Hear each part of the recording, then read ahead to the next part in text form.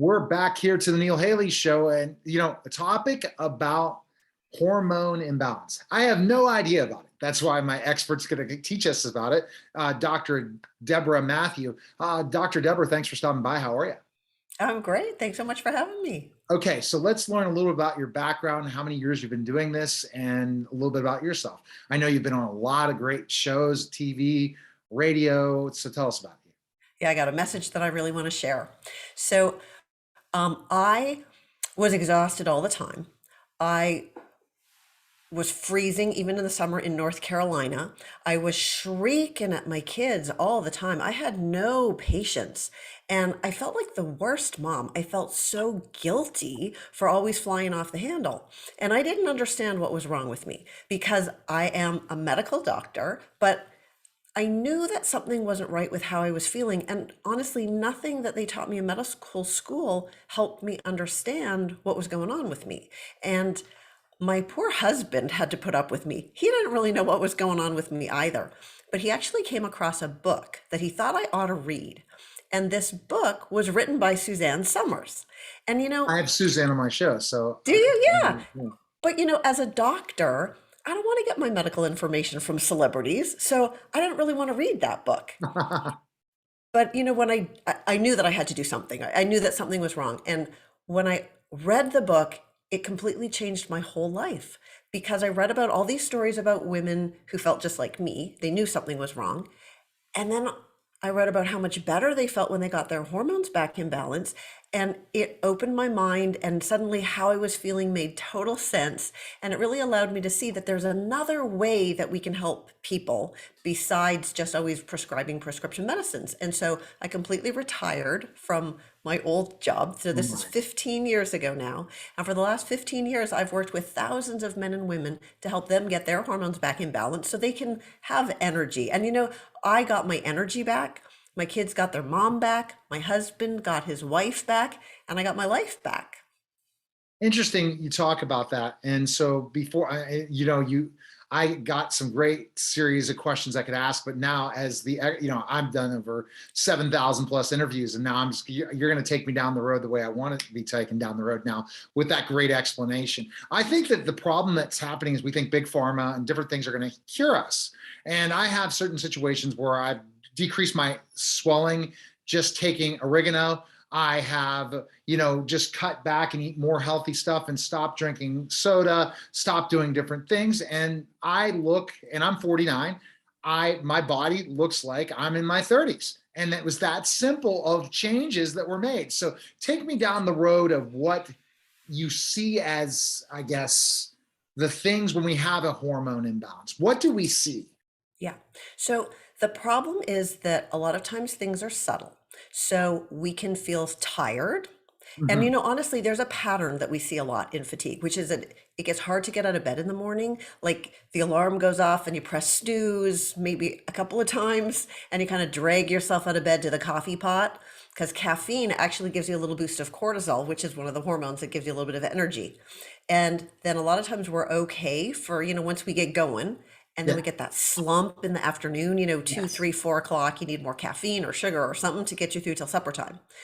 And then generally people start to feel maybe a little bit better around supper, but early in the evening, 7:30, 8 o'clock, when it's kind of earlier than you would normally go to bed, you're nodding off in front of the television set, running out of steam. But if you stay up late enough, 10, 11 o'clock at night, then a lot of people get a second wind. Now their brain is wide awake and they can't fall asleep.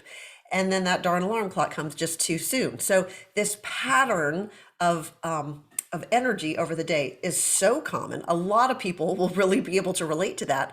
And it's almost become normal to us. It's normal to press snooze a few times and to need caffeine in the morning and maybe even to take a sleeping pill in the afternoon. We're used to it, but it actually isn't normal to feel that way. So fatigue is a really common one. Okay. And your doctor doesn't have a pill for that, right? There's no No. pill that's going to all of a sudden give you a bunch of energy. So No. that's one.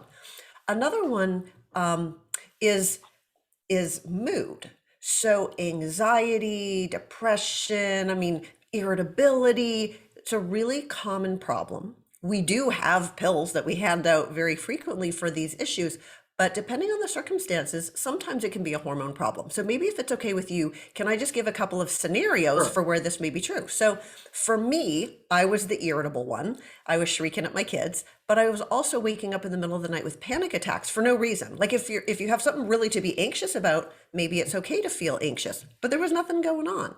And what was happening to me at that time, I was in my late 30s. It's my 54th birthday today, but I was in Oh, my happy late 30s at birthday. that time. Mhm. So when women get over the age of 35, one of the hormones that changes for them is called progesterone, and that's a calming hormone. So it's actually not unusual for women in their 30s and their 40s to start to have anxiety, to feel more irritable. And this can be a shift in progesterone. It doesn't necessarily need to be like a Xanax deficiency. And for women, once they get even maybe into their 50s, that's when we really start going into menopause. And that's when estrogen drops. And estrogen is a natural antidepressant for women. And so we can just feel just more flat, sort of lose some of that joy. And testosterone is a really important hormone for women and for men. And for women and for men, it's a mood stabilizer. It gives us motivation and drive and get up and go. And so when testosterone levels go down, a lot of times people just feel kind of flat. They lose motivation. They put one foot in front of the other, make their way through their day, and whatever really has to happen today. So you'll make it happen. But if it doesn't really have to happen today, you just kind of let it go because you're not really feeling it. And if you were to go to your doctor and you were to say, I don't have any motivation, or I'm tired, or I'm snapping at my family, Right. you're going to get a prescription, probably for Prozac or something like that, Yes. because that's what we're trained to do at medical True. school. You got a problem, we got a pill. Mhm. And sometimes the pill's not treating the right problem. If you're a man and your testosterone level is low, you can have depression, you can have anxiety, you can have moodiness, poor concentration. But if we try to treat you with prescription antidepressants, they're not treating the right problem. And so No. you're not really going to get all the results that you're looking for. Which the natural supplements can do for you that are natural, not GNC, but natural at the natural food stores and stuff that, or having the right foods in our body when you're talking about testosterone. Jumping back into the whole situation, it's those are the things that you see.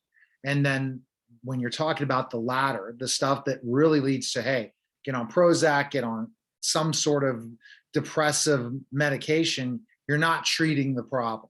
So, what should we do to treat the problem? Yeah. Well, there's so much that we can do to take charge of our own health. So here's really the message that I would love to get out to everybody is your doctor doesn't have a pill that's going to fix you. They've got pills that can do damage control, but you have so much power to take charge of your own health and you can feel better. So one of the things that makes a really big difference that you've kind of already alluded to is what kind of fuel we put in our body, what we eat. So if we are eating a diet that has a lot of sugar, a lot of processed foods, really a lot of starchy carbohydrates, all the stuff, right? All the French fries and the potato chips and the candy bars and etc. That's not giving our body the fuel that it needs in order to be able to make hormones. Right. And all of that sugar and processed food really drives inflammation, and inflammation drives your hormones right out of whack. So I hear women all the time coming in and saying things like, I have these night sweats, I have these hot flashes. And what we do in my office is we measure hormone levels, but while we're waiting for the hormone test results to come back, we try to talk to them about cutting back on the sugar, cutting back on the alcohol, cutting back on the processed foods. And a lot of times by the time they come back to get the hormone test results, the hot flashes, the night sweats, they're already a lot better. So avoiding the foods that make things worse, eating more of the foods that make things better. And I have a couple of like honorary mentions of foods to try to get into your diet to help with hormone health. So one of them is cruciferous vegetables. This means things like broccoli, cauliflower, cabbage, Brussels sprouts, kale. These are vegetables that have a nutrient in them that actually helps your body process estrogen in a healthier way. And men have estrogen in their body too. It's just the balance of estrogen and testosterone that makes the difference between men and women. But these vegetables help us to process estrogen in a healthier way to have better hormone balance. So if you can try for one serving a day of something in this cruciferous vegetable category, that goes a long way. The second one to try to get into your diet is healthy fats. So this would be things like extra virgin olive oil, nuts, avocados. These healthy fats are the ingredient that our body needs in order to be able to make hormones. Wow. Okay. So you're definitely, and the problem is it's work. You got to really figure it out and put the time into it and be disciplined when Yeah, you're talking but about these but now. if you did one thing, well, avoid sugar, that's a good thing. But if you did one thing of adding, it would be just to have an oil change. So instead of the seed oils at the grocery store, the canola, the safflower oil, the corn oil, that are all on that whole shelf at the grocery store. If you buy the specialty oils, a lot of times it's like on the opposite shelf. They're in smaller bottles, but that's where you find the extra virgin olive oil or the organic avocado oil. They cost more, but that is a really helpful, simple change to make. So it's just a matter of purchasing the different bottle at the grocery store. Easy peasy. Yes, simple. So that's a simple step. Yeah. And other ways of doing it, so the Yeah. food. So Oh, food. So another really big one is finding healthy ways to cope with stress. We are all stressed, right? We got this pandemic, like just life is crazy right now. And when we're stressed, our body makes more cortisol, which is our stress hormone. And that's good because cortisol helps us cope with stress in the short term. What's not good is when we have stress day in and day out, our cortisol stays elevated. And cortisol makes us gain belly fat and it can interrupt your sleep. It's like long acting adrenaline. So we don't feel good. And cortisol knocks all of our other hormones out of right. kilter. So we need healthy ways of coping with stress in order to protect us from the harmful effects of too much cortisol. So, breathing exercises, or going for a walk, or meditation, journaling. So, these are all things that aren't really surprising to people, right? We all know that stress isn't good for us and it would be better to have healthy ways of coping with stress. But the things that we can do to help cope with stress, somehow they're just not so popular in our broad No, society, you know? no. And if you were going to sit on a park bench and, do some ohms, some breathing exercises, the people walking past you kind of look at you funny because it's just not. If you were walking, they would all think, "Ooh, look at that person walking." Yeah. But somehow these other things aren't as common. So they're super important. And there's a couple that are really easy. Like meditation is actually hard. Do you meditate? Have you ever tried meditation? Yes. Yeah. I meditated. Yeah. And yeah. Mhm. So I really like meditating too, but I remember what it was like when I first started, and it was really hard. I sat there, I'm trying to turn off my mind, and all my mind is doing is it's Right. going all over the place, and I'm thinking, oh my gosh, I can't stand this. It's like running. You can't just get up and run 10 miles. You got to do baby steps. Mhm. So one of the things that anybody can do that doesn't take any practice is feeling grateful. So when we're really stressed out, if we can stop and think of three things that we're grateful for, it really actually shifts the chemistry in our body because your body can't feel fearful and angry and worried and grateful at the same time. So you can write things down in a gratitude journal, you can just think them, in your mind, but actually gratitude is a really powerful way to help you de-stress in the moment. Well, that's really great information you're giving us today for sure. And all these things. And you have this in a book too, right? For people that could check out your book. I do. I wrote a book for women, especially because our hormones sometimes get really out of kilter, and sometimes it's hard to know. If we have menstrual problems, if we're having hot flashes, we can kind of clue in that that might be hormonal, but some of these other things we don't know. So the book is called "This Is Not Normal: A Busy Woman's Guide to Symptoms of Hormone Imbalance." And it has lots of quizzes and checklists so that you can go in and kind of look at what are the symptoms of hormone issues to sort of figure out, could it be a thyroid problem? Is it a cortisol problem? What might be the issue? And also to help you to understand how to talk to your doctor about it, what questions to ask, some tips on the natural things that you can be doing in order to get your hormones back into balance again. And you can actually find a free copy of the book at isityourhormones.com. Excellent. Excellent. People definitely need to check that out. And you also your website. Is that the same The place? website, signaturewellness.org. Excellent. Well, I appreciate it, Dr. Deborah. Great information.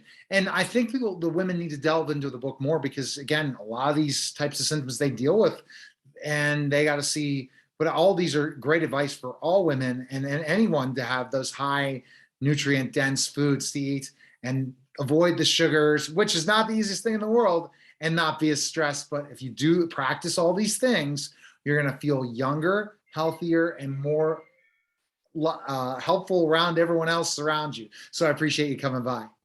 Thank you. I believe living well is the best medicine. Exactly. All right.